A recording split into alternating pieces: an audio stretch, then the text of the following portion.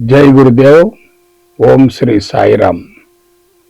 మానవుడు అజ్ఞాని.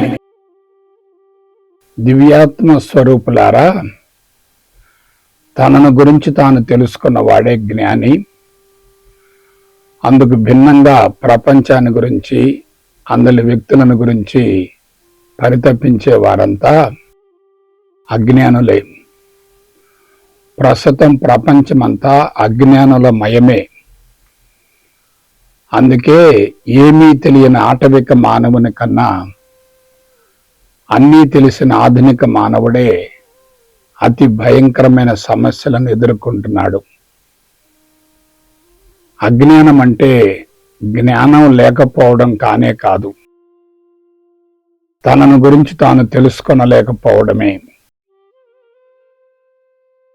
మనిషి అందరిని గురించి, అన్నింటిని గురించి తెలుసుకుంటున్నాడు కానీ తనను గురించి తాను తెలుసుకొనలేకపోవడంలోనే జీవితం సమూలంగా గాడి తప్పింది.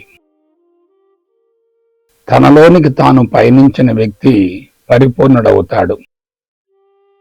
అలాగాక ఇతర విషయాల మీదకు దృష్టిని మళ్లించినట్లయితే అంతరంగం సమూలంగా కలుషితమవుతుంది.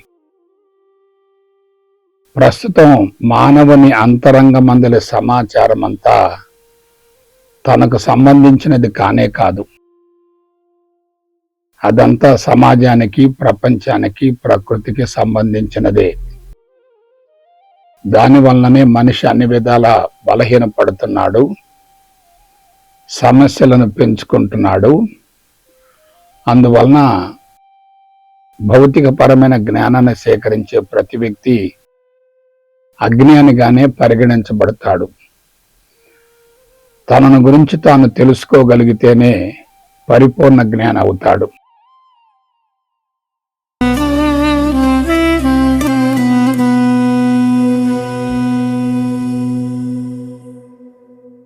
జై గురుదేవ్. ఓం శ్రీ సాయిరామ్. మిథ్యా జ్ఞానం. దివ్యాత్మ స్వరూపులారా, మిథ్య అంటే మాయ. అటువంటి మాయకు సంబంధించిన జ్ఞానమే మిథ్యా జ్ఞానం. వాస్తవానికి మాయ అంటే ఏమిటి? ఉన్నది లేనట్లుగా, లేనిది ఉన్నట్లుగా భ్రమింపజేస్తుంది. చీకటిలో ఉన్నప్పుడు తాడు పాముగా కనిపిస్తుంది.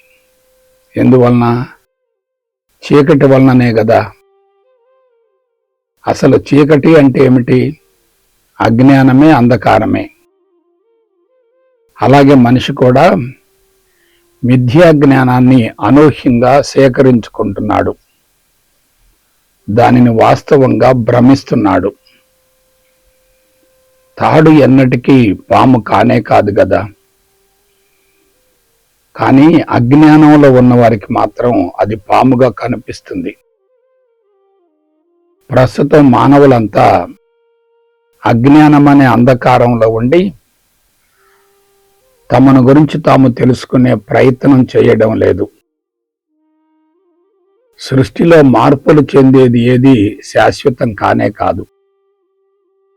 అందువలన కనిపించే స్థూల జగత్ అంతా నిరంతరం మార్పులు చెందుతూ ఉంటుంది కాబట్టి వాస్తవం కానే కాదు.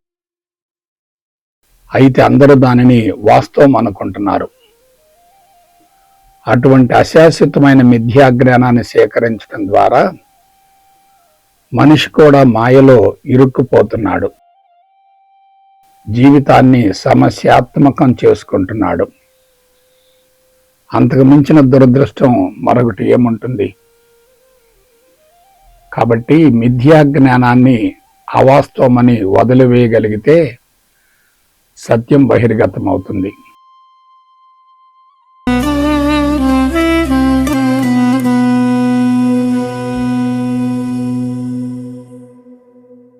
జై గురుదేవ్. ఓం శ్రీ సాయిరామ్. భౌతిక జ్ఞానం. అనంత ప్రేమ స్వరూపులారా, కంటికి కనిపించే భౌతిక జగత్తుకు సంబంధించిన సమాచారాన్ని భౌతిక జ్ఞానం అంటారు. మన కంటికి భూమి, నీరు, అగ్ని, వాయువు, ఆకాశాలతో కూడిన పంచభూతాలు అపారమైన రంగులతో, పుష్పాలతో, పండ్లతో కూడిన వృక్ష సంపద, సూక్ష్మమైన అమీబా మొదలుకొని అతి పెద్ద తిమింగలం వరకు అనంతమైన జంతు సామ్రాజ్యంతో కూడిన విశాలమైన ప్రపంచం కనిపిస్తుంది. వాస్తవానికి ఇదంతా ఏమిటి? జ్ఞానమే కదా.